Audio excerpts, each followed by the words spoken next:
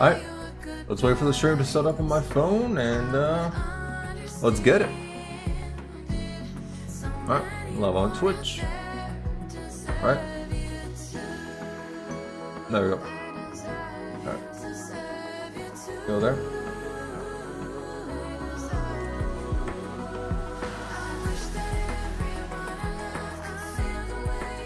Alright, pause that. Pop up the Twitch chat. Alright. Okay. We should be good. Alright. What is up, everyone? Let's get it. Cinder Burns and PGR. What should have happened yesterday, but yeah, we don't talk about yesterday's stream. I did something unforgivable. Played FGO.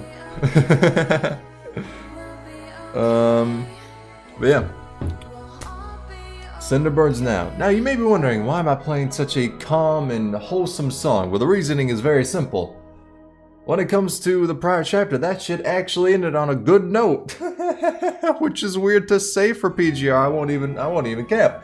So we're playing something wholesome because surely that energy will be continued on into Cinder Burns. Surely it will not be a depressing chapter at all in the slightest. I have zero hope in anything I just said. This shit gonna be terrible. I don't know what the fuck is gonna happen, but it's probably gonna be sad.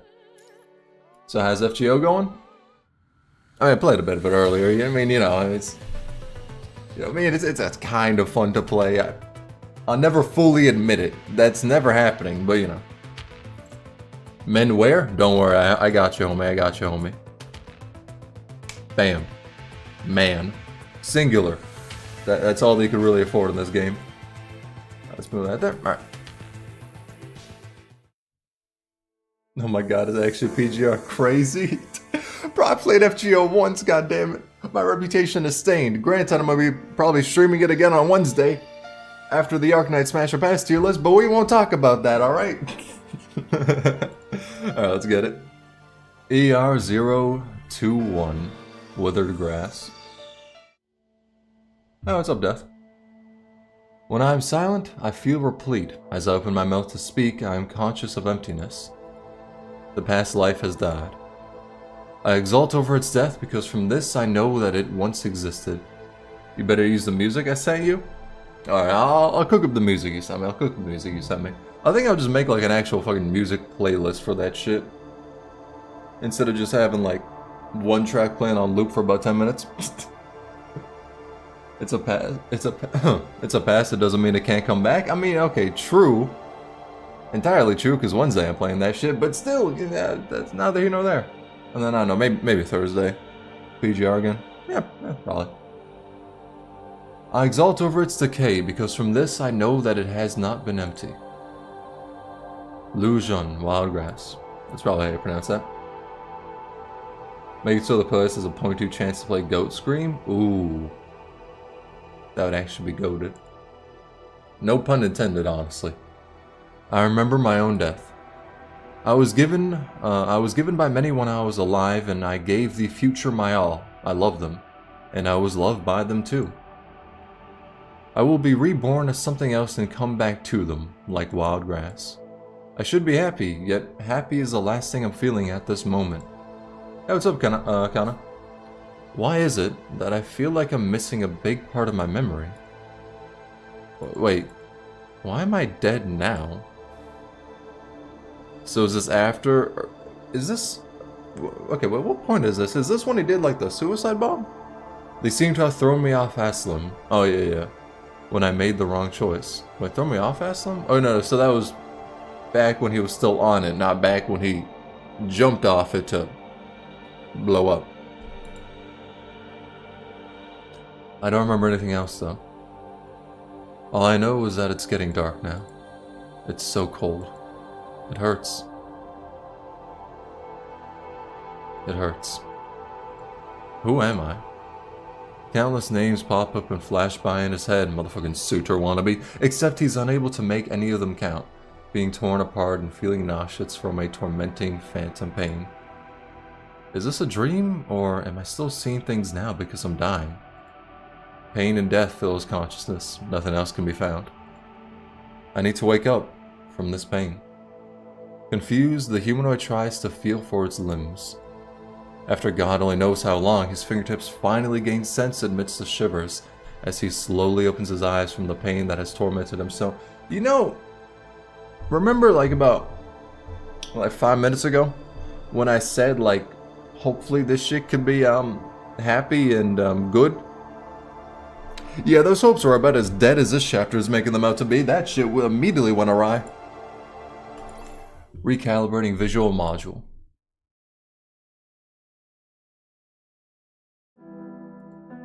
Visual module? This hits him as a new concept. He has no idea what that means, but his recalibrated vision is showing him exactly what death is like. Where is this? So, just became a construct. Rubbing his messy hair, he sits the same way any humanoid would and checks his limbs and clothing, which only makes him even more unsure of himself. Am I still human? Checking his body for a second time, he doesn't seem to recognize his bioskin and its mechanical structure. Do I still count as human? When did all this happen? Did it all happen on that day? He doesn't know the answers. But these are not the only questions he has. He doesn't know who he himself is, where he came from, and where he has to go next. Lost, the young man walks aimlessly in the dark. After what seems like forever through these zigzagging paths in the underground tunnel, he's finally out and sees the city. Besides the entrance sits a pile of stones with a clean sling bag in it, besides which lies 2 swords of different shapes. They seem like murder weapons the killer didn't have time to properly dispose of. ER02 is probably the longest story so far. I heard that shit was like 7 hours long. This shit is gonna be like a 3, maybe even 4 stream expedition. Picking up the bag, he sees a blueprint in it with the words Rev Blade and a blood-soaked notebook.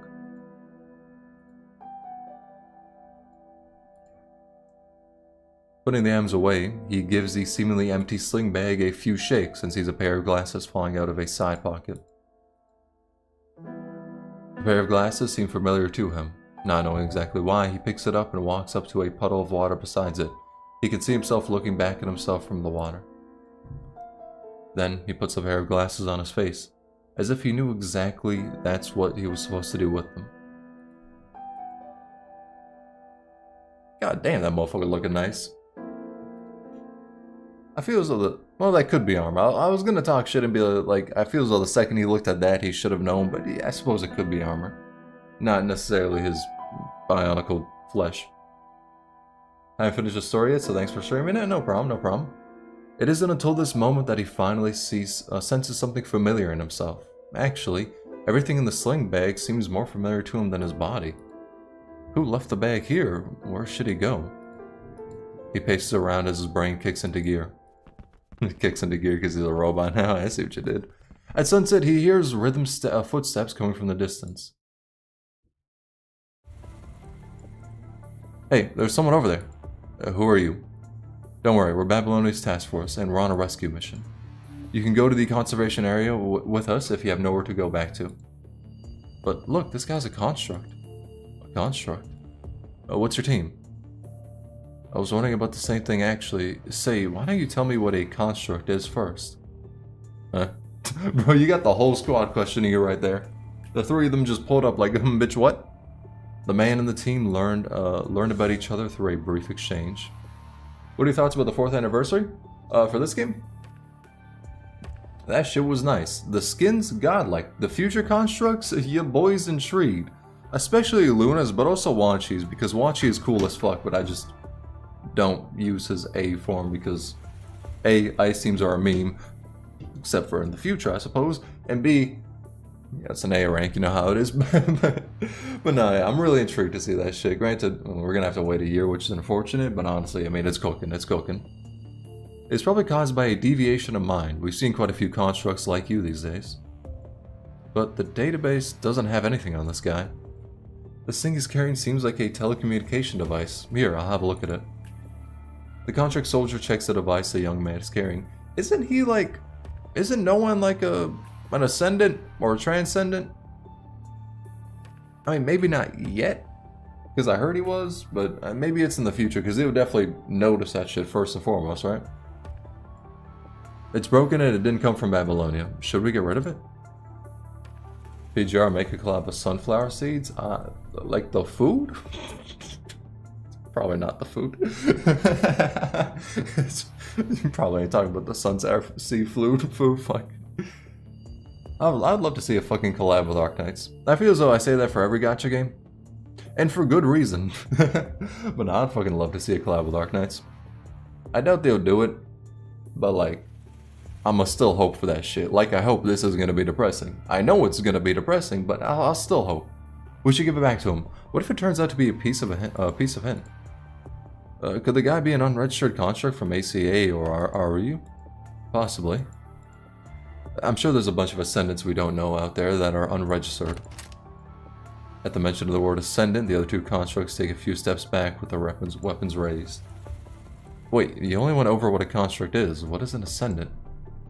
Wait a minute, this isn't FGO.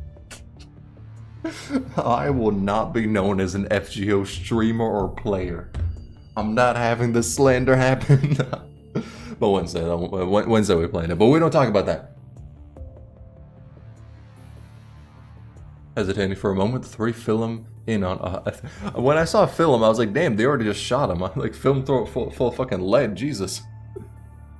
Film in on what an Ascendant is. I mean, Arknights collabs with an FPS game? It did? I thought, like... Honestly, I don't know terribly much of what Arknights has collabed with for shit away from their own game. I mean, like... There's the Moose Dash or Muse Dash?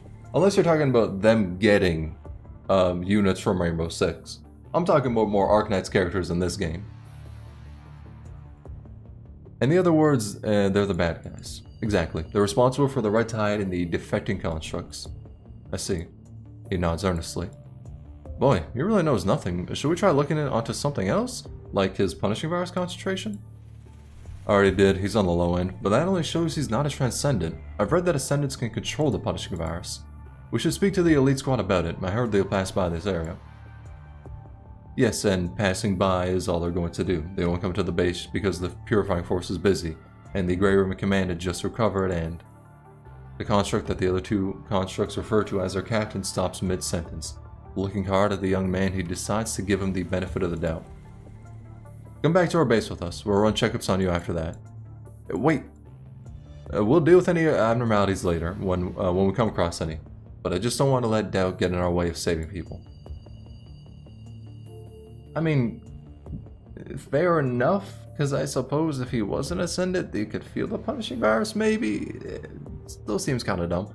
Hey, what's up, Walter? Captain is right. Too many lives have been lost. We can still try to be safe, but that doesn't mean we should leave anyone behind. But I mean, if he wasn't Ascendant, he would kind of just get in there and just clap ass. Then again, I mean, Ascendants are strong enough to where they could just raid whatever fucking base, honestly. Giving the man the benefit of the doubt, the three decide to bring him back to their base. Thank you. The team brings the young man to a place they refer to as a temporary base. After the man turns in his red blade, deemed as a dangerous object, and its blueprint, the support construct in the base runs a quick checkup on him. No damage found. It seems that the individual is experiencing after effects of mind deviation. A mind deviation? I see you're clueless.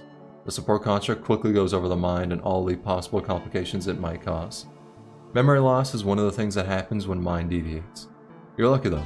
You're experiencing some issues with memory reading, but the data in there is otherwise intact. What you're experiencing is rare, and people like you usually end up with after effects that are more severe if they don't get helped in time. Maybe your mind is super stable. Maybe it's because I've been helped. Maybe it's because I'm based. That's possible. We don't have the equipment needed to treat you, unfortunately, and I suggest you seek help somewhere else. I was a bit late. What did I miss? Nothing much, basically. Just no one woke up and went, "Where the fuck am I?" And then that's basically it, honestly. Maybe it's either that, or you can give yourself some time and see if you recall anything. It's quite a gamble, though. So I don't need to be treated to recover? Yes, but that's based on the assumption that you have a stable mind. Hey, what's up, Sundra? Is that the dude that blew himself up? Yeah. Same dude. Don't get hopes up. Don't get your hopes up, homie. Yo, Kuro's never made a typo, never mind. It's don't get hopes up. Kuro's never made a typo. Though, because that's not possible with most constructs. With a smile, she stands up as she waves at him. Are you leaving? I have another mission to attend to. Feel free to stay. Seeing the support construct off, the young man stays quietly in the corner as everyone carries on with work. No gameplay still? I mean, it's been like 15 minutes. Which for PGR standards, that is like that's no time whatsoever.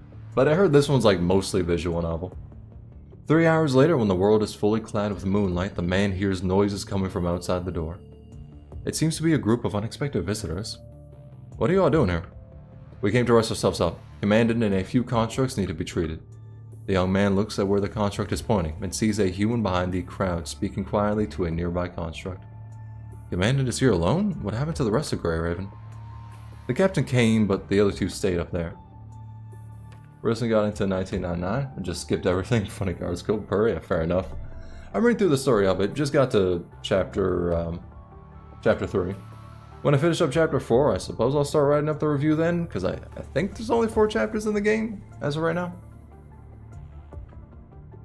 We had a change of plans and asked the captain to stay there because they were short on hands. After their exchange, they quickly head back to their respective maintenance chambers, leaving the construct captain, who has been stationed in this place, and the commandant here.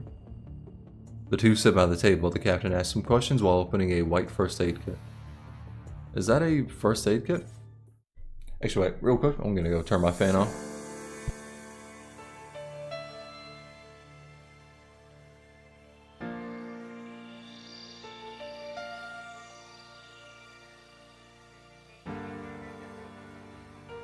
Alright, we chillin'.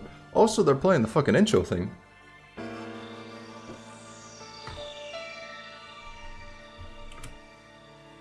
The young man is suddenly awash with old memories. Was I a doctor? He looks at the frowning human and the white first aid kit in the distance as he tries to piece together his newfound shards of memory. The second volume of Surgical Science, 21st edition, took me a while to find it. His finger twitches at the touch of the non-existent book. I'll probably remember more things if I touch the box, the young man thinks to himself as he musters up his courage to offer his help. This looks low-key like a shelter I volunteer at on work weekends. Good shit, good shit. Same ugly trash can of ability. Yeah, fair enough, fair enough. I think, no, I remember learning about this. Can I do this for you? How did that suddenly cross your mind, though? Well, just because we brought you back here doesn't mean you have our complete trust. It's nothing personal. We have no idea who you are, so we can't let you lay a figure on an injured human. Not to mention the one who is the commandant of an elite squad. Right. When the construct captain is about to push our young man away, you, the person you refer to as the commandant of an elite squad, stop him. Oh. The Grey Raven commandant?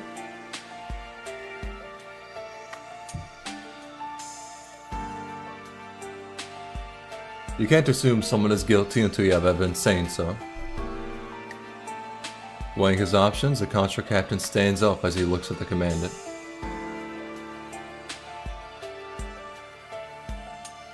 I have my eye on you, son. Bro, like, when people just drop saying son midway through the conversation, it's just whack.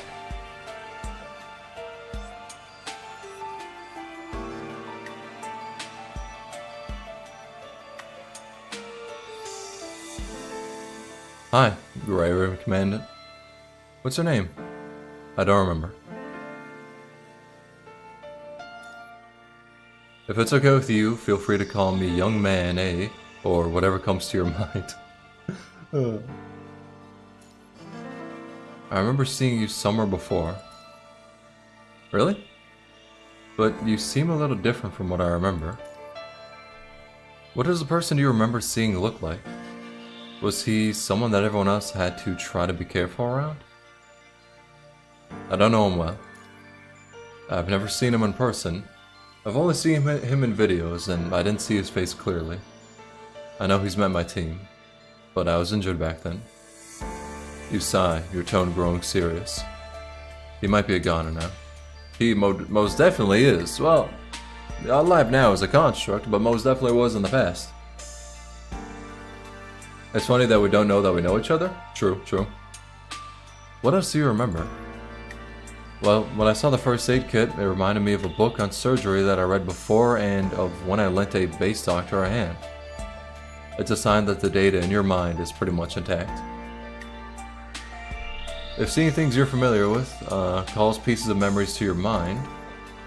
Right, I was with a support construct just now. I didn't catch her name, but she said the same thing. We can probably get you fixed up in Babylonia. Except we're having some difficulty traveling back now. A transport craft will come to pick us up in a few days, though. How'd you like to go to Babylonia with us? Can I really, though? I mean, I don't even know who I am yet. As soon as he's finished the sentence, the young man realizes that your question was actually a trick question asked out of doubt, to see if his memory loss is feigned. None of these people have any reason to trust him just because he was brought back here, which is exactly what the constructs have said.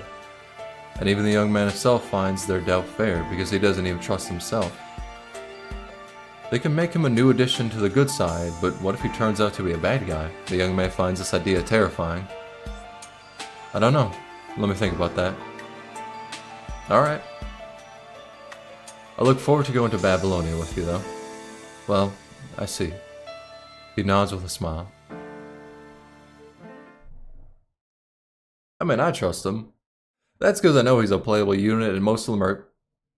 Just came to the realization we have little villains as playable units, so...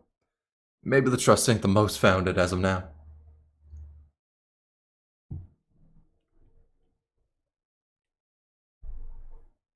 The young man finishes patching you up and returns to his corner. The base is a lot quieter after dark.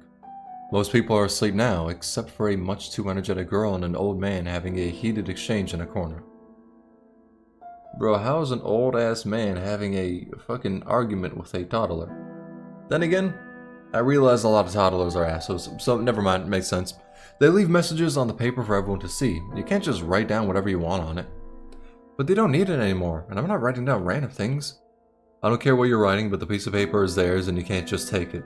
People here have no terminals, and they need these papers to stay up to date on what everyone else is doing. Look, daughter, I just don't want you to get into trouble. Give it back to them already. Seeing them fight brings up a tinge of sadness in the young man. Did I once have a family like this too? Arguing no more, the girl walks up to the commandant from just now with the paper all crumpled up in her hand, all the while sobbing. The two of them have a quiet exchange. The commandant doesn't take the paper from her, but instead pats her on the head and gives her a page torn from a notebook.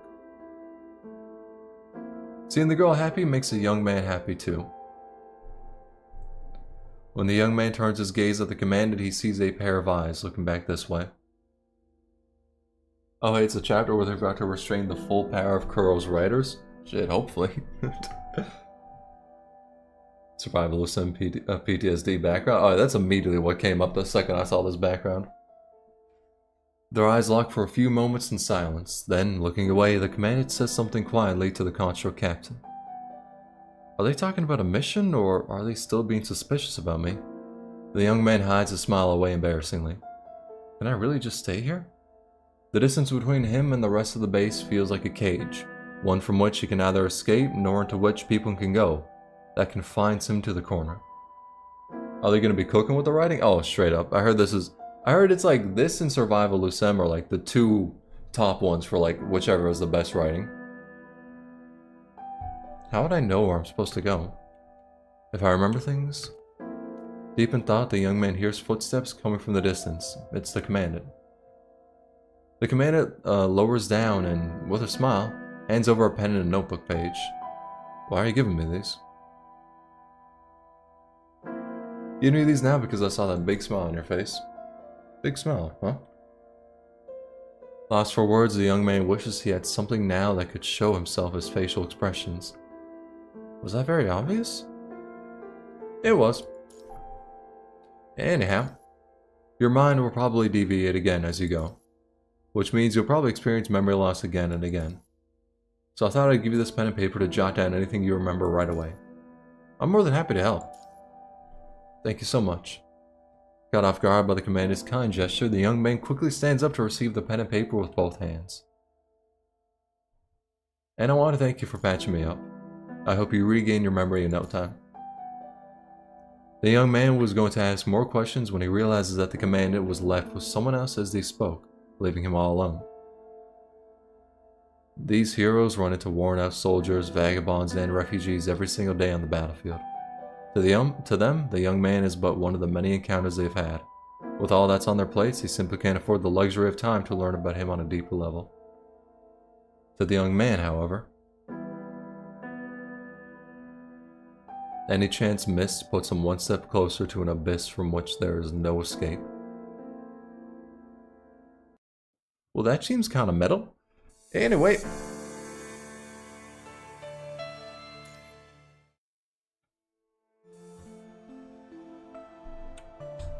With the color of the night grown heavy, the base sees its inhabitants finishing work and readying themselves for bedtime one after another. Taking advantage of the quiet hours, the young man tiptoes his way to a table and sits down. He sees a piece of paper left by the girl that carries her soft written words. Did I used to do this too? He folds the paper in half and wants to start writing something, only to realize that his mind is as blank as the paper that's staring right back at him. The command is set to write down whatever that pops up into my head. What can I even remember though? Write some extra water for all those words? Oh yeah, straight up. My cup's already at like fucking half capacity. I'm probably gonna have to bounce midway through this shit to grab some more water. Closing his eyes, the young man delves into his memories. And that's when he begins to feel it. The warmth from the pen he misses so much that throbs in sync with his heartbeats, invigorating every last dark corner in his consciousness. If I didn't know who the fuck this motherfucker was, I would have dead thought he was Shakespeare after hearing that. God, what the fuck?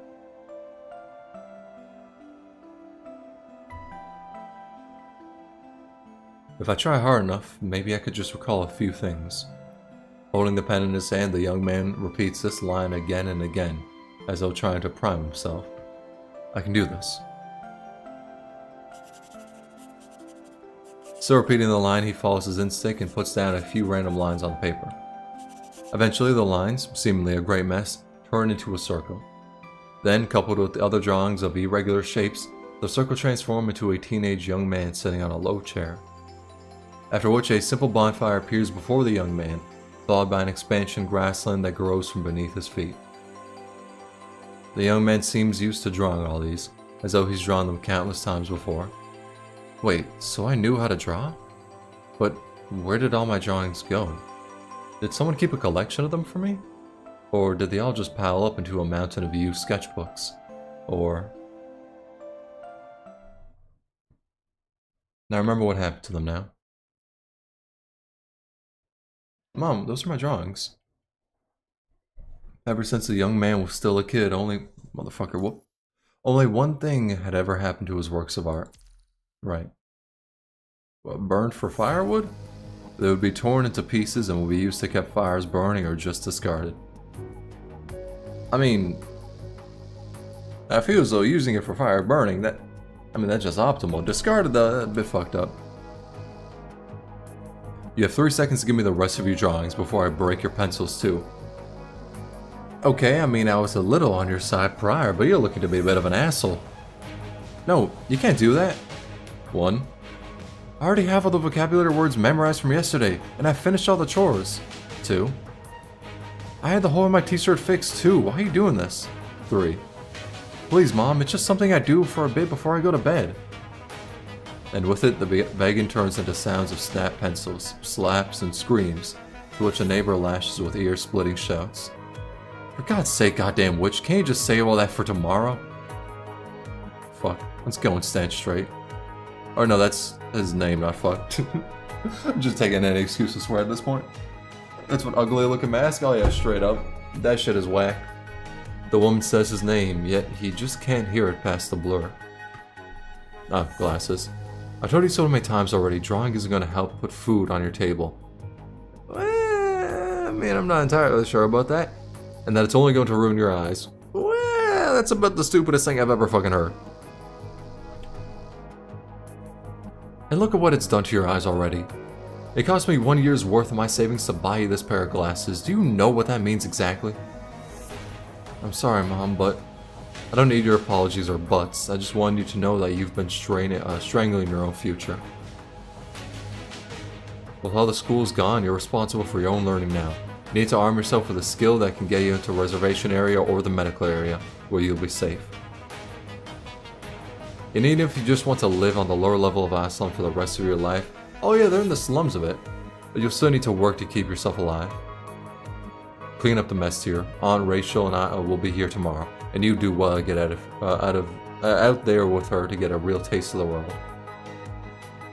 See for yourself all those people that are dying from the punishing virus, and you'll see why I want you to live close to a CPF. I don't want to work at Cargo though. What do you want to do then? Are you just going to keep drawing, or are you going to keep fighting the dudes from Carriage H or the security guards from above? How do you find out about all that? The boy lowers his head, his face heavy with emotions. Oh, I know everything. You would have been a goner if it weren't for Rachel. But I roughed them up only because they badmouthed you. These words are stuck at the tip of his tongue. Calling the young boy's name, she lets out a few coughs. You're 9 already, and I can't be around you forever. We're living through a very chaotic time, and you'll need to learn to live on your own. Bravery is good, but you'd be stupid to throw your life away over some petty conflict. You need to go with Rachel to have a real taste of the world out there. That's when you'll learn your place in this world. I mean, she kinda do be right on some things, but she also kinda be an asshole. The boy looks at his mother with those pleading eyes of his, hoping she'd spare him the suffering of work. Their eyes are locked for what seems like an eternity. Seeing that nothing is going to change his mother's mind, the boy finally gives in. Fine then. As far as she can remember of his mother, he has never seen her without the mask. But like, why though? She never ate or washed her face in front of her son, and she barely ever slept with the boy around. Every time he got curious and stuck into his mother's workspace, he'd always get a piece of his mother's mind. From what he heard from the workers, a riot is what caused his mother to start wearing the mask, and his father's death. Okay, so like her face is fucked up, is immediately just how I'm gonna take that.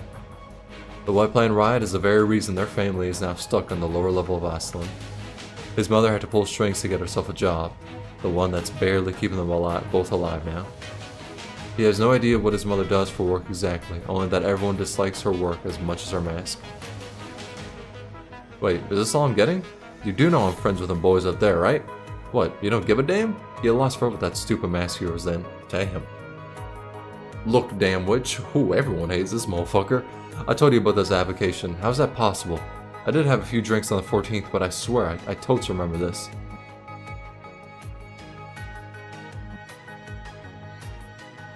Did you really have to kick Joe out? He might have broken some rules, but he's a brother. Damn it, I should really ask one of the guards to shoot you when that little monster of yours is dead. Yo, this motherfucker is going through it.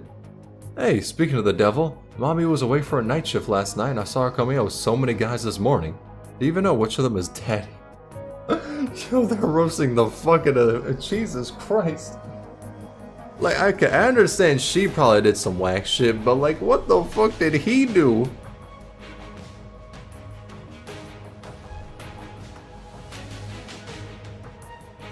His mother never loses her cool in the face of all the threats and jibes coming her way. The same way she never gives in to her son's pleading, so long as she thinks his requests fail to align with her plan. She's like a tree, one that provides nothing beyond the shade and fruit that keep him alive. There is, however, one single person who manages to stay on friendly terms with his mother. The person is none other than Rachel, the head of the lower levels cargo crew.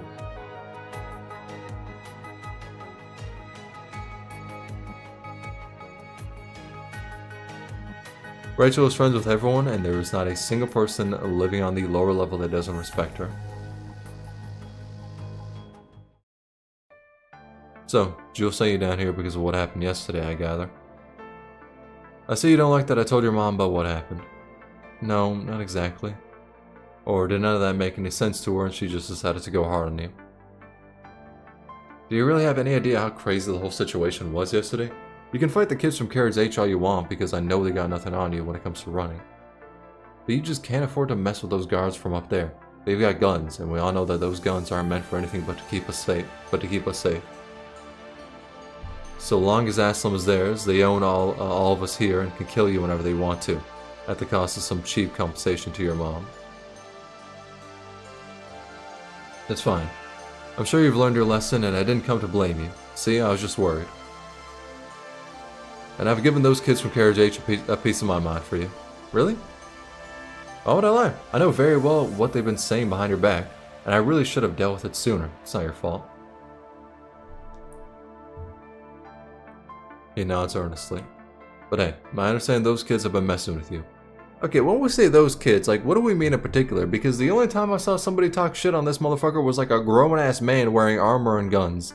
Like, what did the kids talk shit for? God damn. But you really want to drop that long face of yours sometime.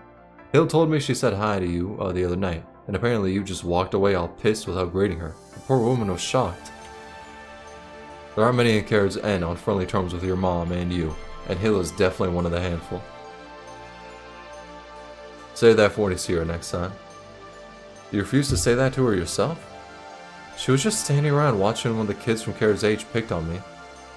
Look, you need to understand that not everyone has what it takes to stand up to the bad guys. She might have stayed away, but that doesn't mean she approved of what they did. I'll go and apologize to her tonight. Attaboy. Should I go to cargo with you then? No, because I've got you a much better position. A much better position? See that ventilation duct up there? I need you to go up there and see if there's anything in it that needs fixing. But I don't even know what needs to be fixed. That's fine. You need to go all the way to the end and stay there until I call for you at night. So she's sneaking with him.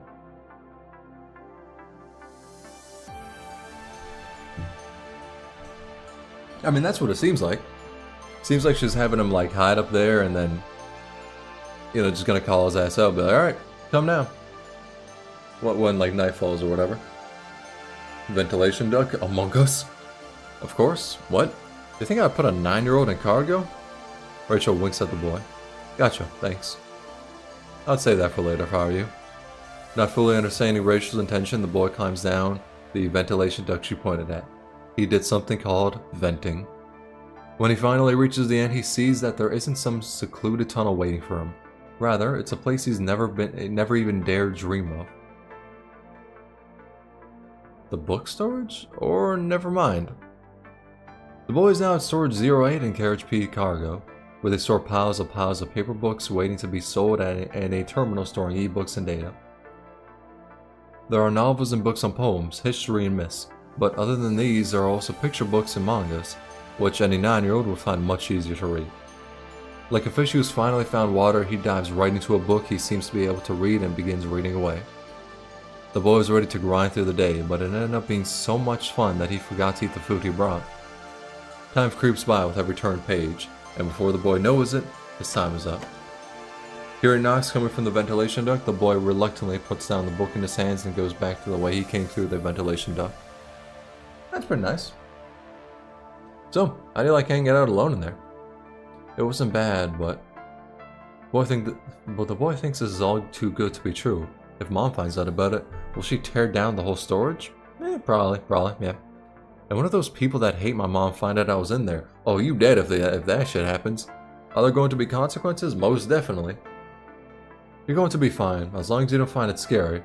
I'll just tell your mom that I put you on the maintenance crew to help them fix the tunnel because you're too young to come to cargo. But I didn't...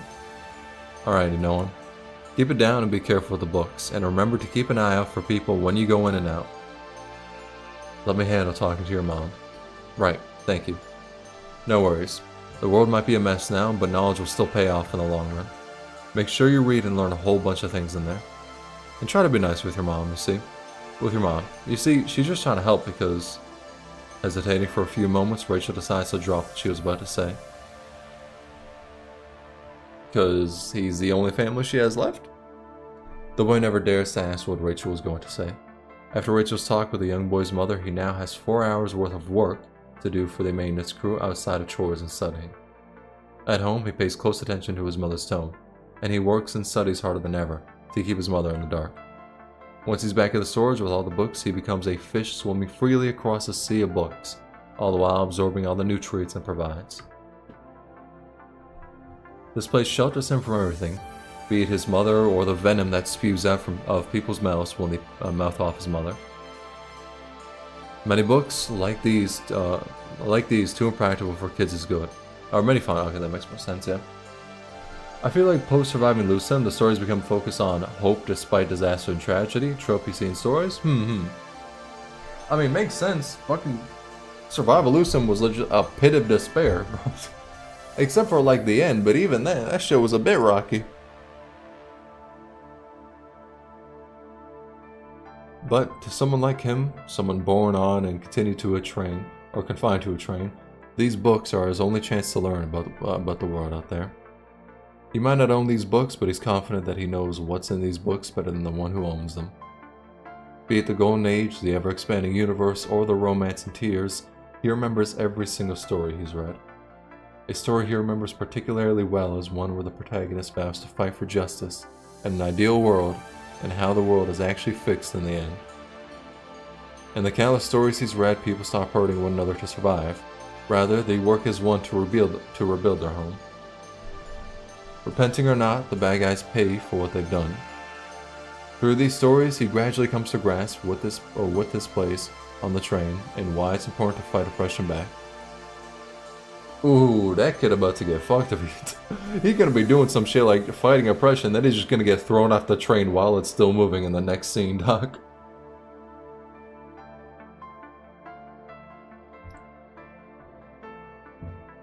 With the book in his hands, the boy makes a wish to himself. He wants to become someone like the hero from the stories, someone who fights for justice. In fact, he thinks he would probably be happy to just fight alongside the hero. Again and again, the boy would dream of being the hero that comes to the world's rescue. Yet, it soon wears away from when his mother comes down hard on him. She has criticized him in more ways than one, putting all sorts of labels on his dream. Eventually, the boy loses ground. It's probably high time that I face the music. Mom is probably going to be mad again if I pick fights with the kids. Deciding to compromise with reality, the boy comes up with an action plan, in which he secretly stores away his dream. I'm sure Mom is going to be okay with me drawing when the train is once again peaceful, and I've learned how to keep my head above water. No one is literally me. I mean, this shit do be kinda relatable.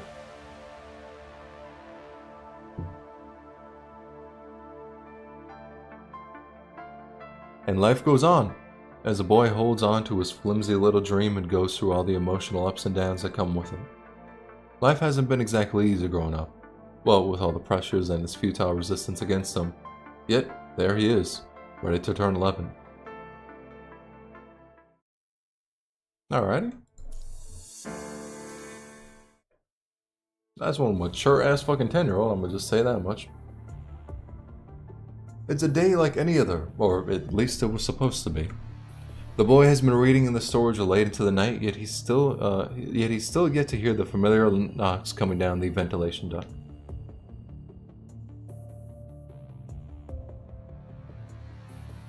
Seeing that it now reads 4 AM on his device and feeling helplessly edgy. Is he 13 now? The boy decides to crawl out the ventilation duct and tiptoes his way back home.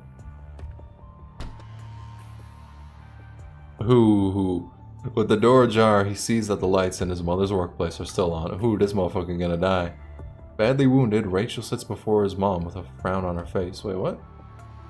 It's not the first time the cargo crew let things go missing. I didn't do it this time. Which means you've done it before? Wait, what's happening?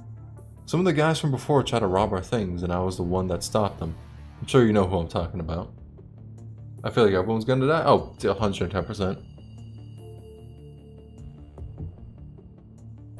I mean, no one already died, so we already know that shit.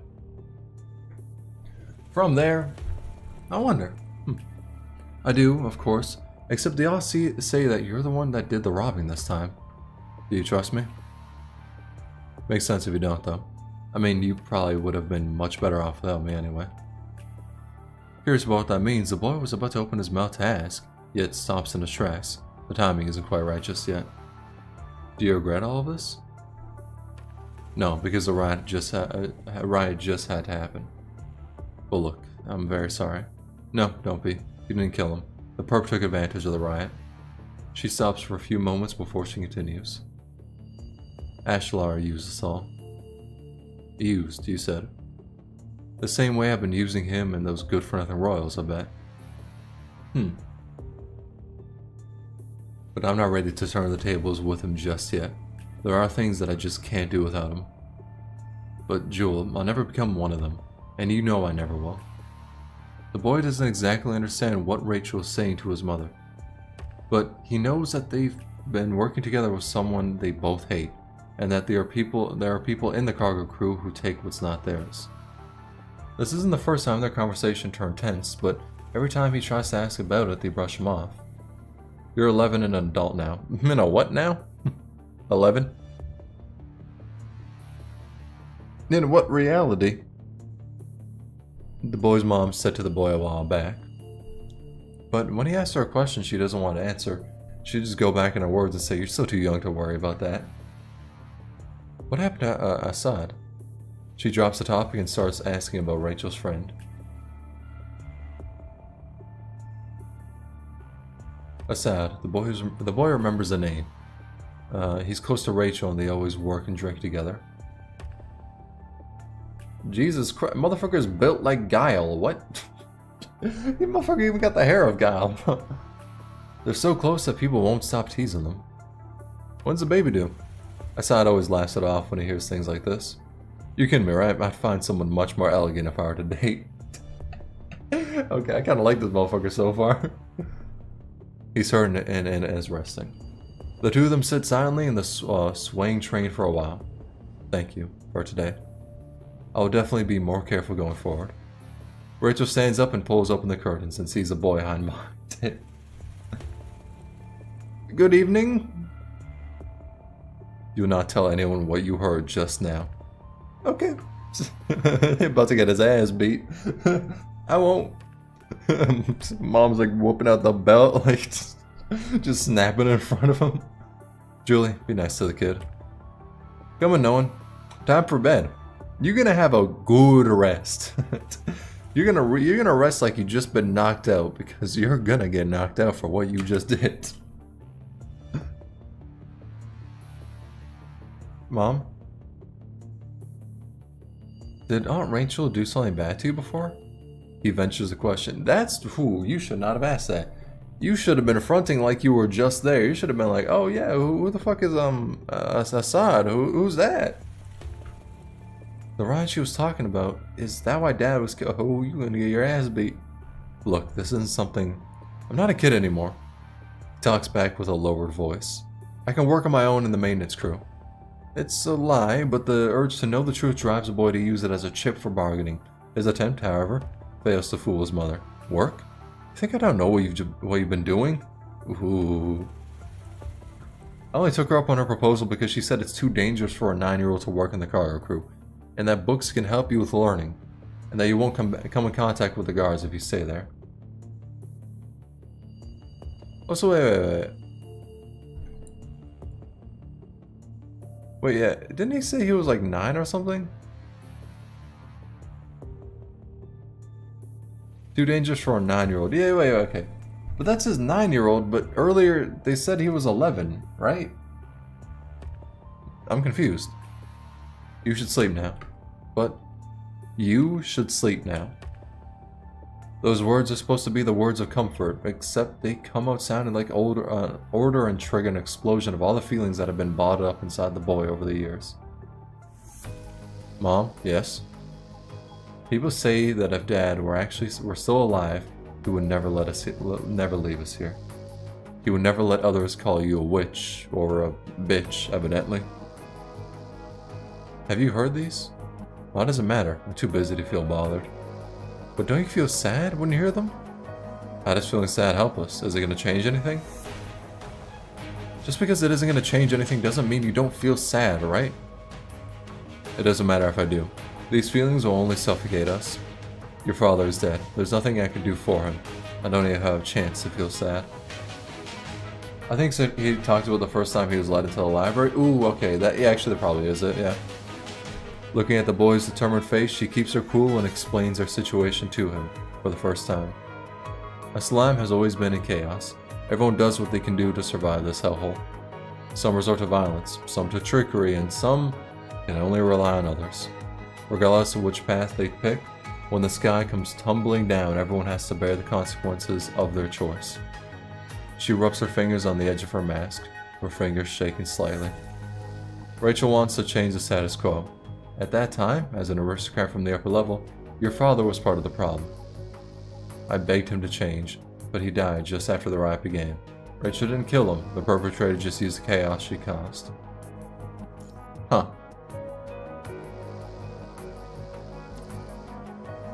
There are still many more people up there like your father, or even worse than him.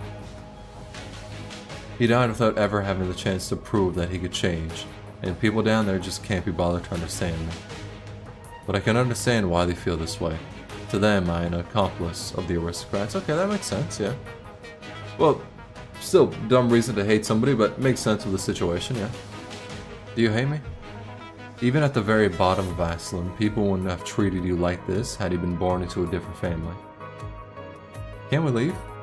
The world out there is much worse than that. World out there is much worse than this. The punishing virus has taken over the land, and you need to be around a CPF to be safe. You can stay here because I still have a job here, but when I'm gone, you have to leave and join the ranks of the scavengers, if you can't fend for yourself. When that day comes, there will be no food, no shelter, and you might get infected anytime. When you want to rest, the corrupted and robbers will swarm up to you. What should we do? Trust Rachel. She has a plan to free us from this oppression. Will she become a great leader? No, she will not. I know the future of this shit. She will not become a great leader.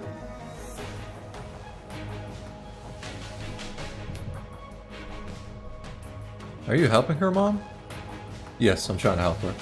I don't always agree with the way she does things, but I have no right to question her either. She's good at winning people over to our side, and that's just one of the things she's good at, that I'm not.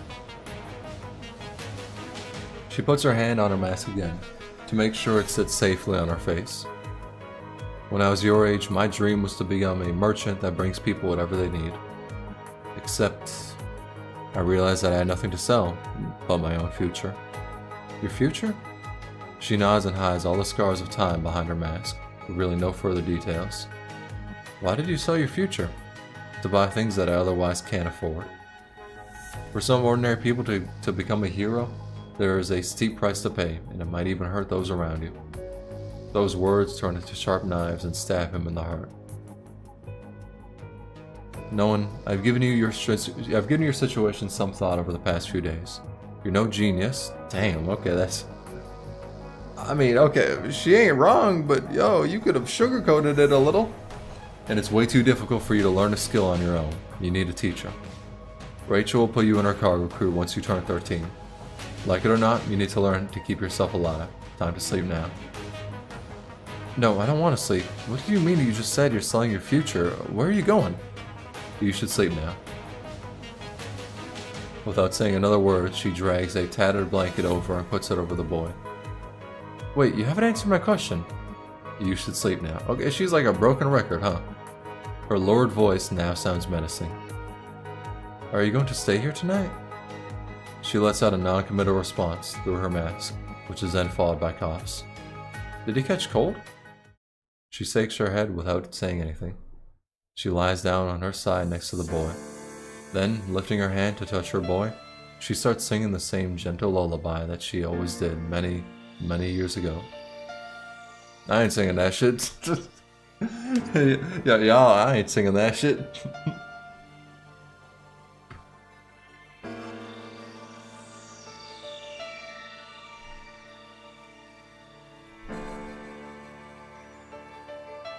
Who? Who the fuck is that?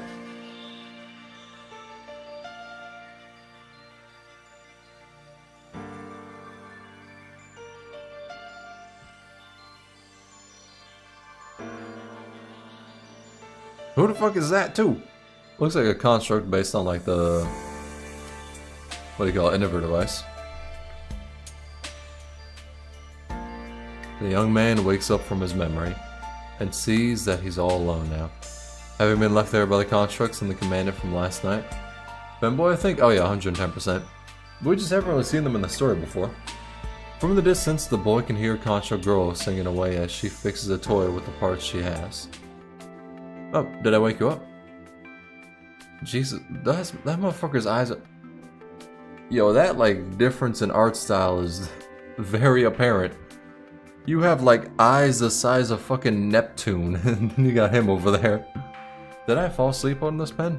Yep, and good morning. Where are the others? They all left on a mission. My name is Lillian, by the way. They told me about your memory loss, and I'll be taking you to Medical Center 09 in a bit. Medical Center 09? Someone from yesterday told me that I should go somewhere with better medical resources and get myself checked up and treated there. But they never said it's Medical Center 09. That's what they were talking about, because that's the only place around here with better medical resources.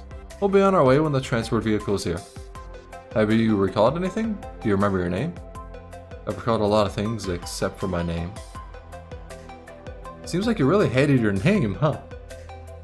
Yo, Jesus Christ. Yo, Dr. Phil, calm it down there, goddamn. According to our instructor, you'll intend to have a harder time recalling something if you try to shun it before the memory loss. That's probably what's happening to you now, I'm guessing. Why would I try to shun my name, though? Did I say something wrong? No, I'm just feeling a little lost here. But you said you've recalled a lot of things already, right?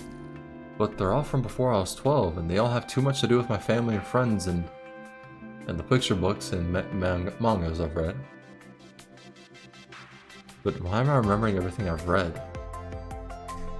No future, Shrek in current time, part of every faction possible. Oh, that's right, that was his name. I completely forgot about that. I completely forgot his name was Shrek before he became no one. I wonder what it would be now. Maybe it would still be Shrek. Then, if that was the case, honestly, he would have good reason to try and shun that shit. I would. If I was named Shrek, I'd be like, nah, that ain't me, home. That's somebody else. Well, they're nothing worth mentioning. I bet they're just some of the bad things you've done. Unfortunately, no. Just memories of some situation we couldn't work our way around. Dreams I couldn't make happen. A nice aunt who would occasionally come to my rescue. And my mom who basically never told me a thing. Boy, those are lame with a capital M. I swear, you'd be some guy if you were in a game. Well, I mean, who names their kid Shrek? Somebody who hates their child, which evidently she did, very much. I guess you're right. Say, do you think an ordinary person might just someday find himself on the wrong side of justice? If anything, an ordinary person is exactly the type that would fall on the wrong side of justice, since they've got nothing that would help them land on the right side of it. For someone ordinary to become a hero, there's a steep price to pay, and it might even hurt those around you. The boy once again recalls his mother's words. The boy died in what little he still has of his memory. Yet, here it is, alive and well in the body he doesn't recognize. What price did he have to pay exactly for this miracle to have happened? The transport vehicle is here. Here. They left your weapon here for you. Let's get going. With her toy only half fixed, Lillian stands up from her desk. And it's only now that the young man sees the toy as a firefly put together with parts. Wait a sec, where did you get that thing you're holding? Are you talking about this firefly toy? I found this out here. I found this out there when I came. Can I have a look? I feel like I've seen it before. With a worried look on her face, Lillian hands the damaged firefly toy over to the young man. The toy is put together with gears and used light bulbs. Here, you just need to give its head a little twist and the wings will flap away. The body of the toy, however, is now twisted at such a weird angle that it seems as though it's been hit by something.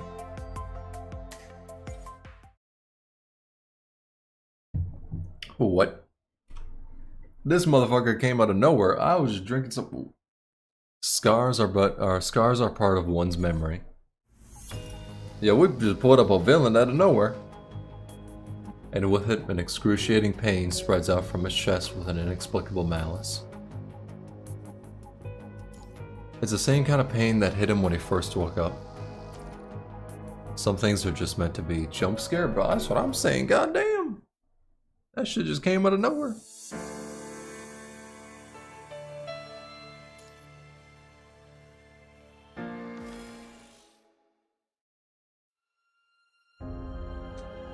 Realizing that none of this is purely coincidental, the young man spends a good 10 minutes trying to find out if Lillian saw anyone when she picked up the toy. Gameplay time? Damn straight, finally. Fucking finally. This shit is mainly visual novel. Look, I've said this already. It was just out there, and I thought it belonged to one of the kids around. I was gonna fix it and leave it here, but you can totally have it if you think it's yours. But for what it's worth, don't you think you're a little too old for a toy like this? I don't know. It's probably just something that I had kept around as a reminder of my dreams as a child. Unable to get to the bottom of his question, the young man resorts to writing down a message on the piece of paper he got the night before.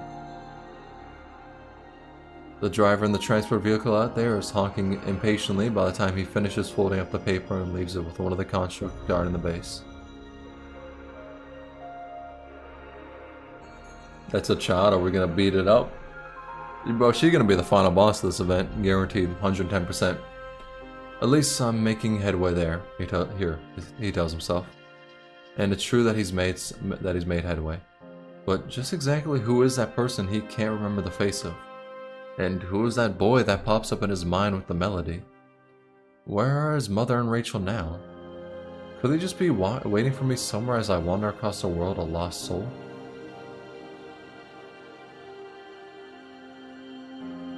No, I can't just stop yet. I'll never be able to get to the bottom of this if I don't get my memories back. Calming himself down, the young man shifts his focus back to the conversation the constructs are having. Where's the chief commandant?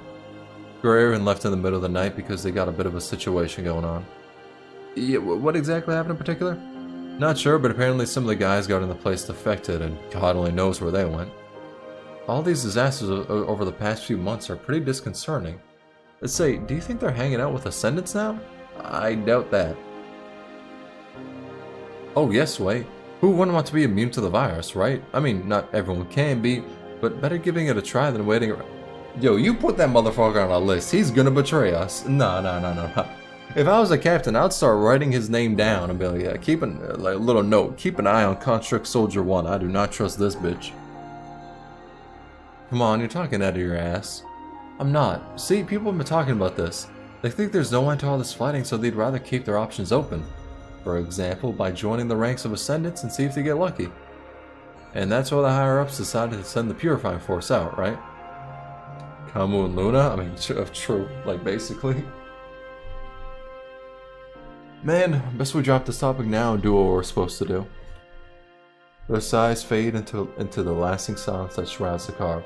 Until one of them decides he's had enough and starts talking about Lillian, who sits in the corner. What's with the long face? I lost touch with Talbot from the squad, and I haven't been able to get hold of him yet. Ah, that motherfucker dead.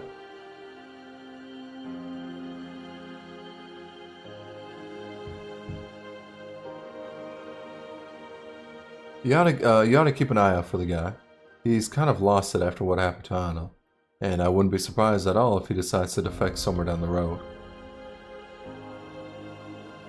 A few moments later, the transport vehicle stops at a fort. All the constructs get off. The young man and Lillian head towards Medical Center 09 together as they chat about what's been happening lately, until her device starts ringing. Lillian, are you in the med zone now? I'm almost there, what's going on? I'm surrounded by a bunch of corrupted, I need help. Oh, that motherfucker dead. Nice ass bird though. Wait, I thought you were supposed to be there to help people. Shut up, Blush. Blush?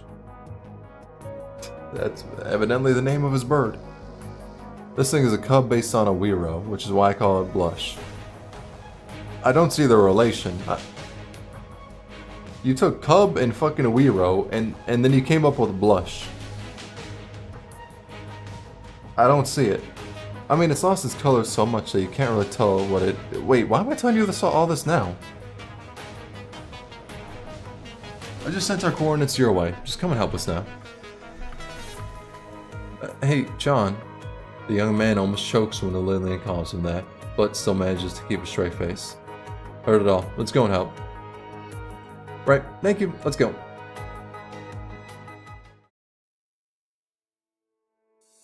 That's gonna be like the #1 question I have of this chapter. This shit's gonna wrap up. We're gonna see like the nice ending, but like, oh, amazing, we finished it. But yeah, who the fuck? Why blush though? All right. It has been a minute since I've. Ooh, missed me with that. It has been a minute since I played Nowhere. I think I generally remember how to play him.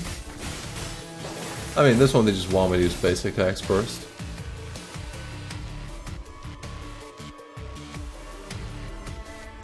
Where the fuck are the next corrupted? What?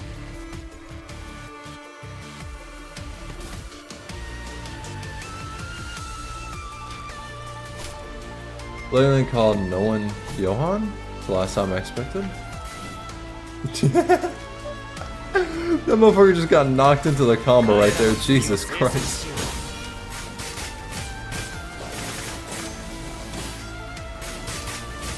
Yeah, I need to like rev up.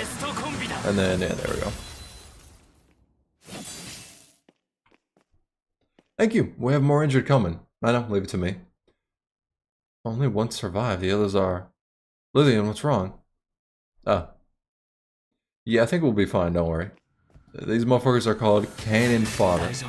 Whoops.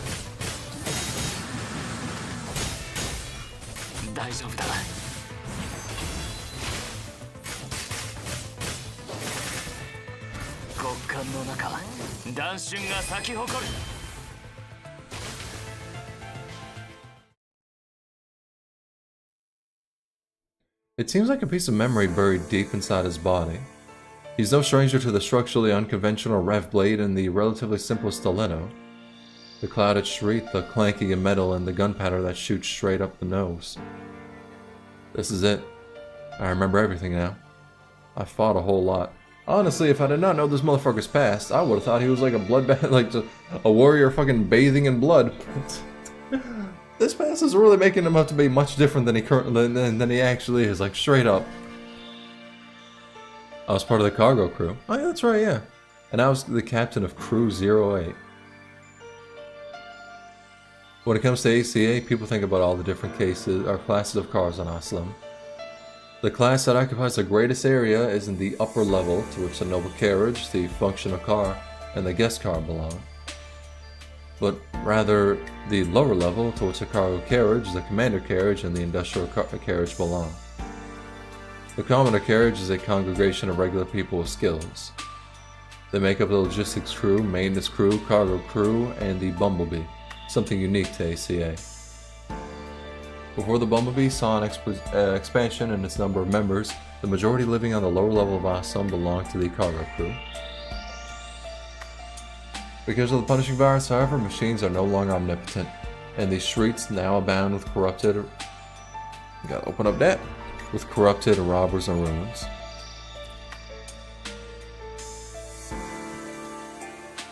To keep the circulation of items and mail alive, and to help resume trading in a world on the verge of destruction, ACA formed a logistics network with the cargo crew, along with the sheer hard work in some homespun transport vehicles. The recycled resources produced by the reservation area, bases, and some rebuilt factories, and occasionally either sell them or sell them to other places, or have the Bumblebee process them again and sell the final products. To many bases, the cargo crew is a sign of hope, because they come with much needed supplies and take away with them what isn't needed. They help homeless merchants keep their heads above the water, and many times they've come to rescue people who are in dire situations. Most importantly, they brought a ridiculous amount of wealth to the aristocrats living on the upper level. The job is dangerous, and one might often face either robbers or the corrupted, and that's when they might lose their goods or their life. Still, the job was a dream job to many homeless scavengers, until what happened back then, that is. Was? Something doesn't seem right, and it rolls around in his mind like a glass ball. At some point, people stopped seeing the jobs as a dream job, but as a symbol of slavery and sucking up, rather. What happened back then? That's why Rachel said she was going to strike the aristocrats with her revolution for those living on the lower level. Did she manage to pull it off, though? The boy tries to recall what happened, only to realize that his memory takes him no further. I'm gonna take a guess and say she did not. Yeah, at all. In the slightest.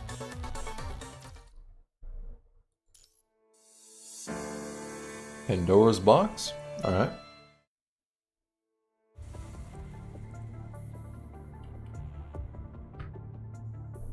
What happened? Who's this? I came across a squad that had been assaulted, and most of them were dead by the time I got there. Having heard the noise here, some of the refugees gather around. Let me help. I appreciate your sense of humor, but you should probably just stay out of this. Out of the way. She was a technician in the reservation area before coming to the med zone. And she was 100 times better than you, Talbot. Boy, I'm sure I'm not even half as good. Let's get to work already. How's she doing? Is there anything wrong with her mind? She's got damage all over her body. Some of them seem old, and I'm still working on figuring out the others. Right, let me take care of this part, and he can handle the rest of it. Lillian turns around and pulls over a medical cart and begins working away with this technician who hasn't made her name known. What's with that face? I didn't think this place would be so different, huh? I sure never saw this coming. Look at all these new faces we have. We're definitely bigger but more organized as a group now. A lot of them came out when the train collapsed, and we decided to assign them all to different bases because God only knows how long it would take for the train to work again. Talbot fell silent at the mention of the train. It all happened out of the blue. We ended up with a whole bunch of injured people while short on supplies. It was a total mess. Most of the humans have recovered already and are sharing the workload. The whole situation hasn't really gotten better since, but we've been coping just fine by helping each other out. What are you all doing here, by the way? Maybe I should play a PGR? I mean, I do got a review also. Yeah, I do got a review out about it, you know what I mean? I'm just saying that much. But, you know, I could recommend it. Easy game to like get into. Well, maybe not easy game to get into, but now is definitely the best time to hop into the game. But hey, what's up? It's our turn to guard this place. Oh, where's the guy that came with you? Talbot looks over at the young man who's now talking with one of the medics in the med zone. Busy changing wound dressings for a little boy, the man doesn't notice what people are saying about him. Is he your new captain or just a new member? Doesn't seem like he's having any trouble hanging out with humans. I don't know who he is, only just met him on our way here. Lillian said he doesn't even remember his own name because of memory loss. Thought you guys finally found someone to be your new cap. The higher-ups ain't got no time to make us a team now. They just make do with whoever they can find. Saying no more, Talbot keeps himself busy wiping his weapon. Totes feel you. That just feels weird to hear, Doc. It's like somebody trying to like act young. Yeah, totes feel you, brother. 100%. Damn straight. I mean, it's been a while since the incident at Pula Forest Park ruins, and the higher-ups are still having a hard time dealing with things efficiently. Right, and that's because they've taken in way too many refugees, and putting them all back on track hasn't exactly been easy. The totes feel you, Tsunul, basically, Doc, like straight up. Things are getting better though. Traffic between the sky and the ground has resumed partially, and we've seen supplies and weapons replenished. Alrighty, done with basic checkups and treatment. Her mind is still a mess, and it's a miracle that she's conscious at all. What's your name? Ooh. It's the femboy. I forgot this motherfucker appeared here. But I know the evil as a bitch. Ooh, I know the evil as a motherfucker. Ooh, I know the evil. I'm like 80% sure they're not a good guy. Now the question is, are they not a good guy now? Or is it in the future? That's a girl? No, that's a femboy. That's a femboy. Trust 100%. Even before I played this game, actually, people were telling me about a femboy. Like before I even played the game, people were like, "Hey, yo, so no, there's a femboy PGR. I think you should play it. I think you'll like it." And I was like, "Which squad were you on before?" My squad, they're all unable to even string her words into a proper sentence. The girl starts crying. How old is he? I mean, it's a robot, so honestly, they could be like They could be like 18, but have been around for like 20 years or some shit. I don't fucking know.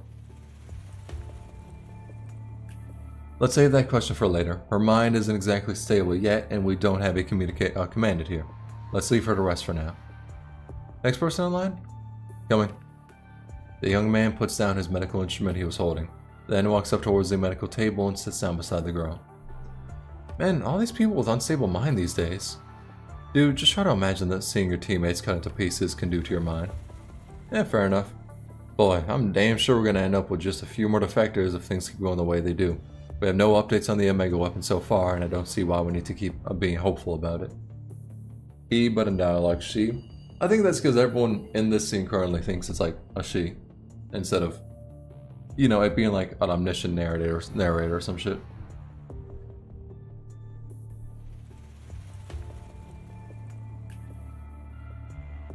Oh, come on. Come on, what? The Parliament has already taken in Transcendence like Kamu. Yeah, they kind of did do that. Things would be a lot easier if someone could just become an Ascendant and reign uncorrupted. I know what you mean, but none of those defectors came back here to help us. What if it's because they couldn't? Intel says only a handful of them passed that filtering, right? Yeah, y'all are NPCs. Y'all don't even have art. If y'all try to become Ascendants, you're gonna die. That motherfucker at least has like a unique name, but his art ain't that much different from what everyone else's. Like, y'all dead if you try to do that shit. Ascendants can only be our enemies. That's just how I see it though. If I were an Ascendant, I'd have the freedom to use it however I pleased. No the fuck you wouldn't. You're literally the Ascension Network's bitch. If all memory is like, you know, kept. Or if I'm like, you know, if I'm like not, if I'm sure about it, I'm pretty sure you just have to do what the Ascension Network wants you to do. You don't really got your own freedom in that. I know we aren't out of harm's way yet, and I probably don't have a second choice, but I'm willing to take whatever comes my way, so long as I can do something to fix this disaster. Why do you sound like you already have a plan?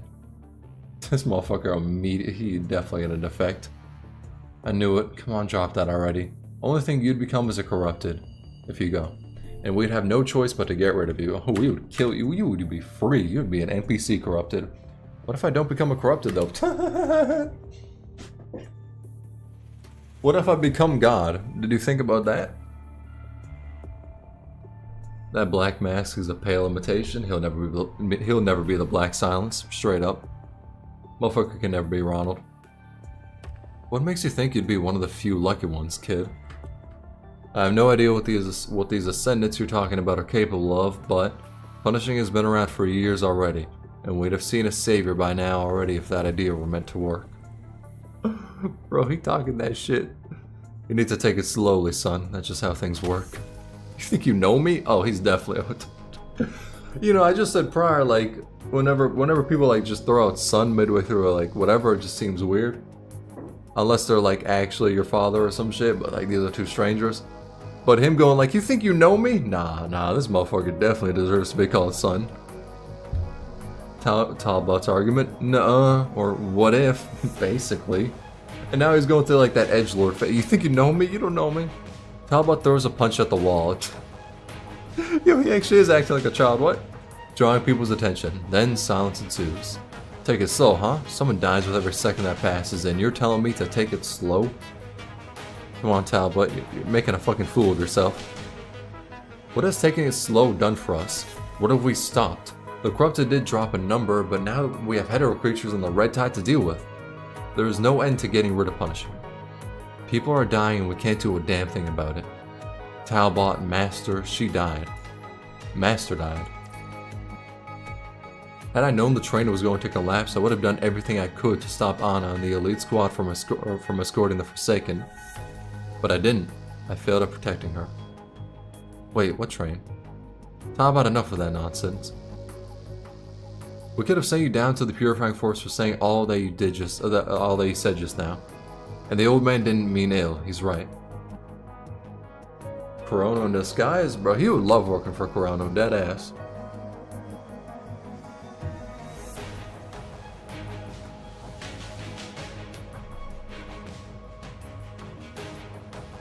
Being an Ascendant isn't the only way out, and there's only so much that a Transcendent can do. We need to figure out a different way to save more people. Now apologize to the man and empty your mind of that childish thought at once. If this ever happens again, I'll have no choice but to call the Purifying Force on you. You should call it their ass now, like what the fuck? I'm sorry, no you are not. Like, you're not. Saying not another word, Talbot walks away with all eyes on him. Hey! Lillian rushes up after Talbot. Oh, where are you going? The man was about to go after them when the technician holds him back down. Nah, we aren't done with your checkups yet. Did they just try to purify him? Basically, yeah. For good reason, honestly.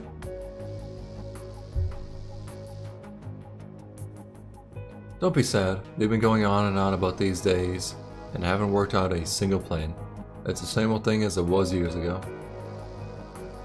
They show you an incentive you can't possibly refuse and make us believe that everyone will get a cut of it if we work it out a bit. Well, they're in fact just sending us straight to the slaughterhouse. Let's purify the heretics just like N-Corp. I mean, we do kind of be waging war against robots. Granted, we're using robots on our side, but at the same time, N-Corp is filled with hypocrites anyway, so is what it is. That sounds like a Ponzi scheme. You're talking about blessing boxes, right? Blessing boxes? Mind you, that thing is more than a Ponzi scheme. That's gambling, and it can really eat you and your family up whole. The aristocrat made them sell those things, right?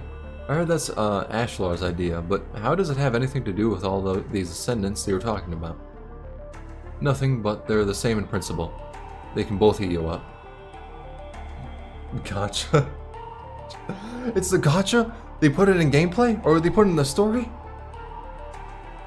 The lucky one becomes the aristocrat's dog, and the other 9,999 all get eaten up whole. The aristocrats? Constructs don't need to leave it to a hand of luck to draw tickets, at least. Yeah, and that's because they need to do that at the cost of possibly losing their lives. Do we stand a chance to win then? No, things don't change. It's just like how things were back then, right? They all just fought and died. Period. Oh, that shit bright as fuck. God, wow, shit. Oh, that's how the train looked like. That shit was bright as hell. I was already pretty tired. That shit kind of just woke me up and seared my vision for a little while too. Listening to people's discussion, the young man closes his eyes as memory flooded over him. The blessing box. It's one of the things that caused the lower level to rot. Bro, I have my lights turned off. Damn. Oh, whoops. Nah, I probably heard about blessing box for the first time before I was 9. But when exactly? When was it exactly? It's been so long, I can't remember it now. Back then, the conflicts between the upper and lower levels were mostly personal. The lower level wasn't as crowded, and the guards from the upper level were pretty well mannered. Mom said ACA had been on the verge of chaos, but never truly crossed the line. Harkness has a 300 pity too? It depends on the banner. On what do you call it? What the fuck was that shit called again? Limited. Unlimited banner, 300 pity. On standard, about 210. On standard, the pity now is like, if you didn't get the unit that's right up in 150 pulls, the next 5 or 6 star unit you pick up will be the right up unit. And I mean, that means it could be like 210 basically. Bro, the story is longer than Olympus chapter? Oh yeah, straight up. It's 7 hours long. This chapter is 7 hours long. We're doing like 3 fucking streams for this shit. But I mean, hey, close to finishing the story in the game. Oh, most of the story. Hey, what's up, Darky?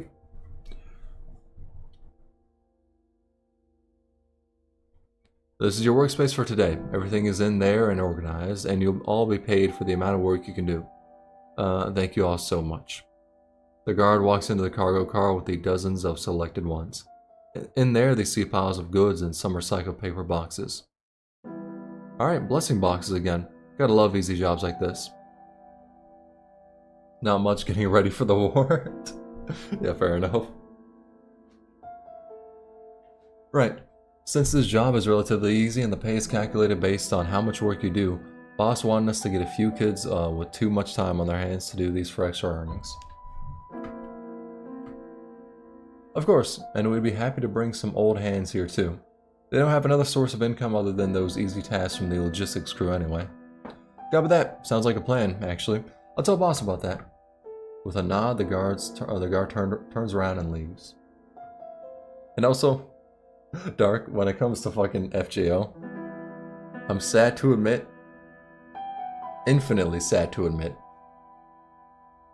I kind of do want to like play it now. Like I kind of do want to just play for a little while. People warned me of this happening. I called them fools. But I do have the desire to play it. Only on stream though. Well, okay, I kind of played it off stream today, but we don't talk about that. We don't talk about that. That's hell you're walking into? Oh, it is. 110%. But I kind of want to. Just for a little while. Just for a little while. Just get Nobu, never play the game again. That's the game plan. That's the game plan. I think it's a pretty solid game plan. Stream for FGO on Wednesday though. But anyway. Play what now? Fake Grand Order. That's how it starts? No way. Yes. You just need to fold up these recycled boxes, wipe away any filthy traces on them, stuff the things from the crust into the boxes, then seal them up. And keep in mind that you're only supposed to stuff one of each item into a single box. Just a little. Yeah, just a little. The moment you play FGO, it never stops. No, it'll be fine. Didn't think I'd see a kid this age here. We're totally fine with it. The job is easy enough and it wouldn't hurt to have some extra earnings. With a paper box in his hand, the boy looks into the bigger box with all sorts of things.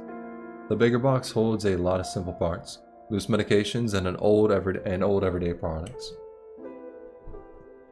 Tsunul's bank account is empty in a single hour. I would not spend $1 on FGO. I don't give a shit. I'm not spending $1 on that. Yo, Tsunul, how are you? Oh, I'm doing pretty good. Battling the desire to play FGO, but we're gonna talk about that. How are you doing, Legionnaire? Those things are as good as useless, but other than that, there is a deck of shiny cards sitting neatly in a metal box with a tantalizing shine. We'll all remember the word that we just witnessed. Sir, what are these cards? They're blessing cards. Blessing cards? Yes, there's only so many of them, and you need to be really lucky to have one in the blessing box you buy. So they literally work to buy gacha. Bro, that actually sounds like hell. I feel so bad for this motherfucker. And if you do get one in the last box, in the lot box you buy, you get to board the train with the card and live with everyone. Why do you need a blessing card to live with everyone, though? Son, consider yourself lucky for being a native on the train. You have no idea what's going on out there. But I do. Mom told me about what's going on out there, but I still don't know why you need a blessing card to board the train. Welcome to gacha hell, basically, bro. Hey, I'll watch while doing cardio. Good shit, good shit.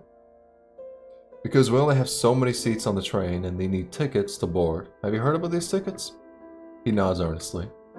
There aren't many livable places out there. See, if you go to places like refugee bases, med zones, or reservation areas, you'll see that they only take in skilled workers that are young enough.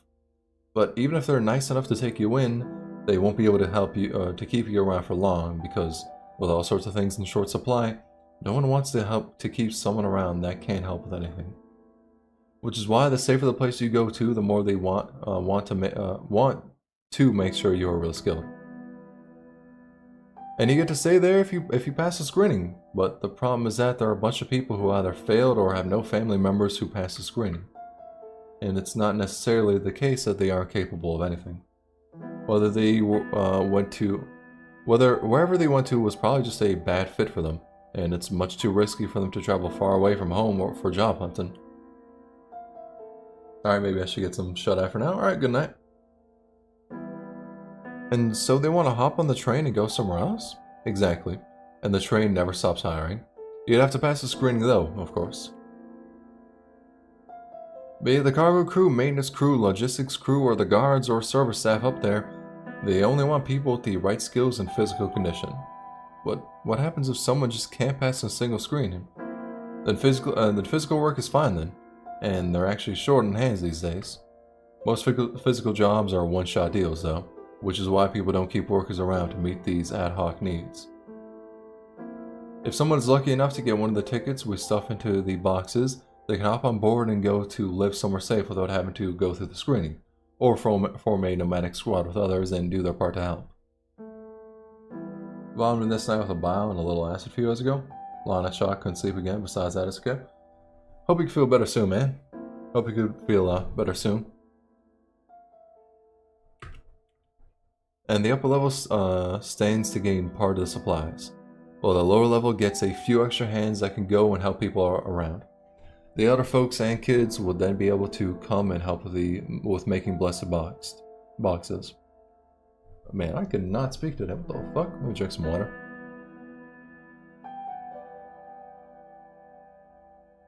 I like how that sounds. They're all happy and excited about the future. They shouldn't be. They should not be. With the blessing boxes gaining traction, it should be like blessing boxes. There's more than one. And whatever. The lower level starts getting. Oh wait. No. It's called blessing box in general. I was thinking for a second it may have been called the blessing box when that like golden fucking Willy Wonka ticket was in there, but no, they're just called blessing boxes in general. My solo run's getting views little by little. Already fine, thanks. Alright, good shit. They're now seeing an influx of people who fail to pass screenings at other places, and most of the skills they possess do not align with the skills they need to work on the train. To help these people stay above water, the aristocrats form a bumblebee squad that takes in everyone without a stable job. Bumblebee does all sorts of outsourced work, be it rebuilding reservation areas, helping with farming, removing ruins from the road that stand in the cargo crew's way, or working as ad hoc mercenaries. Most of these people, however, either stay behind in the industrial carriage or head down to all the factories to do simple odd jobs in place of machines that don't work anymore. Things have so far turned out the way everyone had expected them to. Except these simple, odd jobs quickly get out of hand. Without a proper screening process that filters out those who just aren't meant to be here, the Bumblebee now has quite a few members that are less than cooperative. Yo, I got humiliated to go to the reservation area I was at yesterday. Because of Bumblebee. Damn straight, that guy wasn't helping out on the farm with us at the base. And dude was rolling on the ground whining about how tired he was after getting his prey, or his bait. Huh, ain't no surprise at all. A winner would never even think about buying a blessing box. You know what I'm talking about, right? You'd only buy a blessing box if you're too young, in which case you were born having no school to go to, where you'd have to be able to pick up a skill.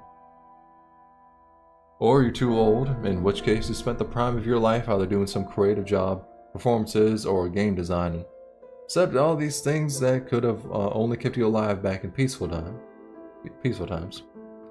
I have full respect for all sorts of occupations, and I came across a bunch of these people working different lines of work before going to the reservation area. I'm talking about those that haven't found themselves a job and are still refusing to be scavengers. Dude, it's a miracle that those people haven't caused any big scene at all doing physical work. Totes normal. But why is this like a regular thing we're trying to do? Did he just say it's normal? Well, logically speaking, yes. But I'm talking about whether they're good fits for the job. See, it's no different than throwing dirt on ACA's reputation. And guess what? The cargo crew isn't getting dragged through the mud because of all these. When people from reservation areas know we're from ACA now, they just assume we're all a bunch of jerks without bothering to check our affiliation.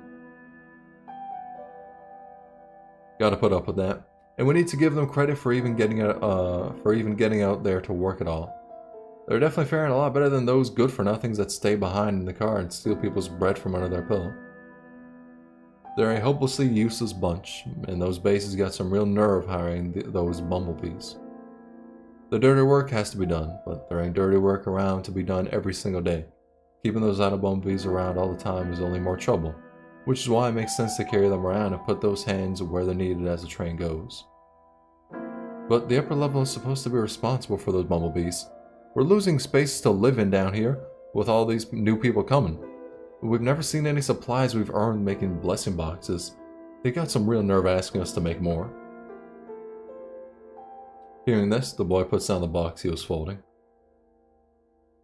Oh, no one, let's carry on. We're gonna get our wage cut if we don't finish these today. But hell, this box... Stop complaining. The higher-ups said there won't be as many tickets to go around after this batch of blessing boxes is all sold. Which means you'll be seeing fewer newcomers and better living conditions then. Yeah, like, we're totes gonna buy into that. Why are people saying this? What? Like, one of the writers was just like, nah, let me cook, and everyone was like, why though? Why would you do that? You think I enjoy dealing with all these? Stop fucking treating us like those bumblebees as nannies. The aristocrats always make sure I feel their rage when the logistics crew from the lower level has their plate full and things go south. I'm so freaking fed up. Maybe you want to tell them aristocrats to stop being so greedy then. Sassing the guard, he turns around and walks into the crowd. What you all looking at? No work, no pay. That's right. This workload is insane though. Dude, what do you have to complain about making boxes? Consider yourself lucky that you're here earning easy money. Or perhaps you want to try living as a mercenary and enjoy staring death in the eye every single day. No one, stop looking at them. Let's just finish. Alright. Arguments, hard feelings from work, and pent-up stress. Resentment is quietly brewing among the people, and the boy can just feel that. The resentment has grown so much by the time the boys turned 11, sparing not even the dining car on the lower level that used to be the safe haven of slackers. To help pacify their own worried souls, the adults gave half of what little food they have in exchange for homemade alcohol and cigarettes. The kids, on the other hand, have no choice but to eat with the car reeking of alcohol and smoke. Beanless soup again. So is it just like... So just fucking water? I hate it. And what are you holding in your hand? Same thing, but my mom gave me candy. I want one too. On the verge of tears and sniffling a few times, the girl looks up at the boy, and then at another man beside her. Mike. Ain't nothing you can do about it, young lady. His mother is rich with all the dirty moolah she makes. That candy is just the tip of the iceberg. Yo, easy with that, buddy. Julie ain't doing anything shady. Ain't doing anything shady, huh? Do you even know how much money she gives those guards under the table? And guess how her son lands himself in a place like with the bunch that makes blessing boxes and goes there all the time? What do you mean all the time? I've only been there 3 times over the past few years. The boy puts the candy before the girl. And this candy's supposed to be my birthday gift. Just take it. Pretty damn sure he's got a whole bunch of it sitting at home. Damn, they hate that motherfucker. Really? Are you sure you want your niece to think it's okay to take things from people without thanking them? With the air around them growing tense, the other man sitting next to him eating starts looking on with a frown.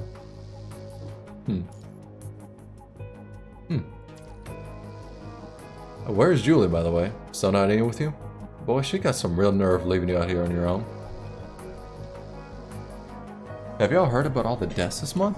I'm imagining there's been a shit ton. Hearing the buzz from the table next door, the other man drops the topic and turns his gaze away. No, what happened? This girl from Carriage L had a cardiac arrest and died from low blood sugar. Low blood sugar? That just means she died from hunger, no? And these other two were killed by fallen walls when they were at a deserted park, helping with reconstruction. Did they pay compensation? They did, but one of them had no family, so the guards took all the money. The other had his money taken away too, because he only had a kid. The guard that took the money away promised he'd pay the child. God only knows how much every month. Freaking scumbags. They know they can do whatever the hell they please because there won't be any legal consequences. I can't help but think the other person behind some of these. I mean, they probably want as many people dead as possible so they can get all the money, right? If that scares you, you should just be like them and bring those guards a little something. They won't send you to one of those dangerous hellholes if you're in their good books. Zinga glanced at what the cargo crew was eating next table over. The bumblebee's face grows menacing. For fuck's sake, why does their food look so nice? Oh, you should have seen what they had when I first got on the train. Then it was much better than this. And they told us we'd be getting their kind of food on an accommodation when we got on the train. Bunch of lousy liars. I swear I'm gonna strangle every last one of them someday. Ooh, there's gonna be a secondary riot. Let's go. Excuse me, we aren't even the ones selling those blessing boxes. If you got anything to complain about, just take it to the higher-ups. Like hell I'm gonna believe you didn't reap profit from it. Rachel looks after most of the guys living on most of those living on the lower level. And be it the cargo crew or the bumblebee, no one talks back to her when she talks. She's their hero, leader, and a stable source of resources. She might not always have what you need when you ask her, but come back to her in a few days and she'll have what you need. How exactly does she manage to get her hands on these things when there isn't even enough to go around? This question has been on the boy's mind for the longest time. He tried to find out how she does it by bringing up the question to her, to which she only said, "I've got extra pay here." We can't just let things be this way forever, Cap. I know, but as I've said before, the higher-ups are going to work with someone else if I refuse to do these blessing boxes, and that won't help with our situation at all.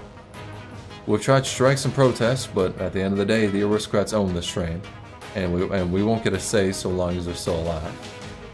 What are we supposed to do? Kill them. All of them.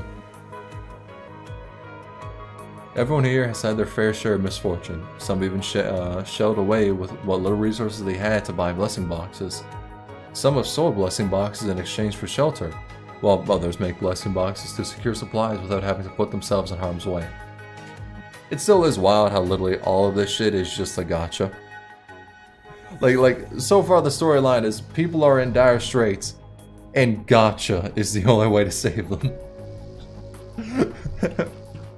Blessing boxes are like giant magnets that, as soon as people come in contact with them, suck people into an abyss from which there is no escape. That shit is way too true. Just replace blessing boxes with gotcha. What the fuck? The power of gotcha, bro. That's what I'm saying. Goddamn. It's Willy Wonka's golden tickets all over again? Yeah, straight up. Beyond the train lies nothing but barren land, and those who dare to venture out will find themselves embarking on a journey of endless roaming, looting, and scavenging. Who will they be able to hold accountable, and what are they supposed to do? Except with human lives? I mean, Willy Wonka kind of took a fair bit of human lives as well. I'm gonna just say it. At least in this, you don't have like the fucking Oompa Loompas dabbing on them afterwards, you know? Like, believe or not to believe? That is the question, one to which no one knows the answer, allowing the status quo to prevail until someone or a group of people explodes with bottled up rage. We are addicting in gotcha now 80%, bro, straight up. Also, I think I will call it now because even though I only got through 5, these 5 fucking things took 2 hours. So I think I'll call the stream now because it's been 2 hours long and I just streamed yesterday for like 7 hours, so want to generally chill for a bit on this one. Cannot believe it took that long. Hey, we're 13% of the way through though. Okay, nah, it definitely will be like 3 or so streams in total because a lot of like the length from PGR stories is in the beginning. The later chapters are like not that long, honestly. Yes, 7 hours and 5 of it's of slandering the Queen. 7 hours and 5 of it's slandering the Queen. I mean, true, yeah. But I mean, on the bright side, YouTube took that shit down, so the slander won't be up permanently, unless I re-upload it, which I might. Have you ever heard of Slay the Princess? No, I haven't. Although, there's gonna be like a probably even bigger war when it comes to fucking there's probably gonna be a bigger war when it comes to the Arknights Smash or Pass tier list. I'm gonna keep it 100. It's worth it. Shit was hilarious. Yeah, it was. But no, there's gonna be an even bigger war when the Arknights Smash or Pass tier list comes out, because your boy, ooh, I have some opinions. I know all the Arknights characters, so I know exactly who and how I could talk mad shit Your boy, I'm gonna cause a riot that day. And you know what? Fuck, I'll take it. Because I don't give a shit. A lot of people's Arknights waifus are fucking ass. I'll say it. And then afterwards maybe play FGO. Or play Arknights, because a couple stages I haven't done it. We'll have to see. But that shit is going to be... Gonna be fun. For me. Oh boy, Grandma Cow should be on top. Yeah, we'll see about that. Yeah. You may be gonna want to skip her segment in the tier list, but anyway. You'll be crucified? Oh yeah, 110% I'm gonna be crucified. But I don't care. They hated Jesus because he spoke the truth. Best part of the stream yesterday was my Eris doing the most damage. And nah, I'm pretty sure she didn't. Nah. I mean, I don't know. I mean, I'm pretty sure somebody else did. I can't fully remember. Unfortunately, the VOD isn't on YouTube anytime anymore, so... You know, it's... If the VOD was there, we can maybe go back and review it, but like... That shit gone to the ether, like alchemy dust. So, yeah, unfortunately, that's just gonna be there, with no one knowing that shit at all, so, you know. Thought the highest other was 390 or something? Don't know what you're talking about. Pretty sure yours was 390, and, the actual one was about, like, 450 or some shit. Whispering up there, right? It's on Twitch, ain't it? I know what you're talking about. I know what you're talking about. But, alright. Making edit for Smash or Pass will be goated. I mean, I would be down to make a video of it, but that shit, like, bro, that shit was 3 hours long. And if I know anything about Fate fans, I know that there's enough fans, or there's enough people that are fans of, like, every fucking character, to the point where, like, I don't think I could cut that much of the VOD out.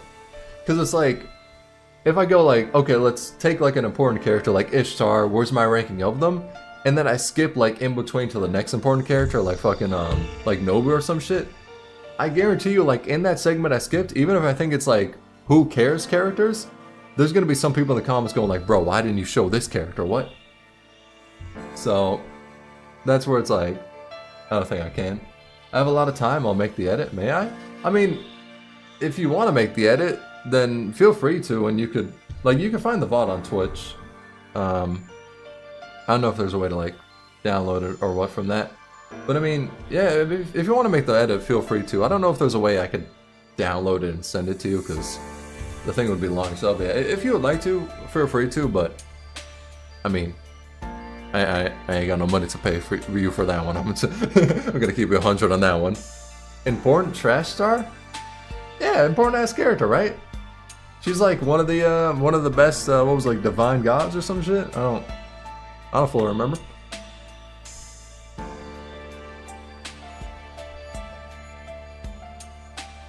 Since I've been bribed, cough, the Erish slander. I didn't say anything about Erish.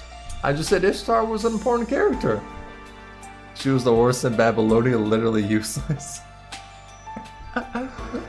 We need to do that Babylonia watch party. That shit would be fucking hilarious. I don't know when, because there's like 24 episodes of it. But we need to set that shit up, a Babylonia watch party. Her feet was shooting a hole? For a second, I thought you meant like her feet were shooting a hole, and I was like, damn. I now understand why you said many people simp for her based on her feet.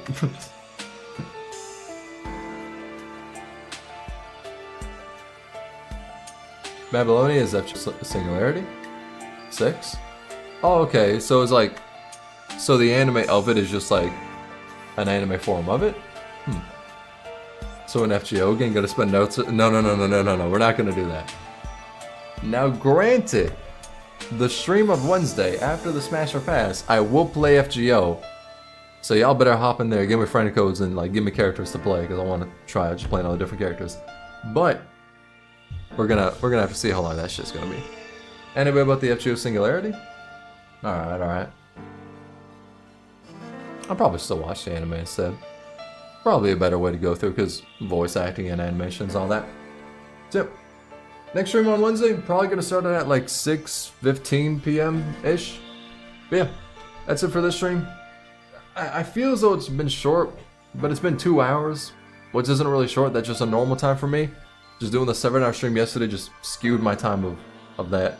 But yeah, it was better on FGO? Oh, okay. Anime had way better visuals? Yeah, I would imagine, yeah. But yeah, next stream on Wednesday, probably about 6:15 p.m. EST, my time. And yeah, I'll catch y'all later. Thanks for coming out. Peace.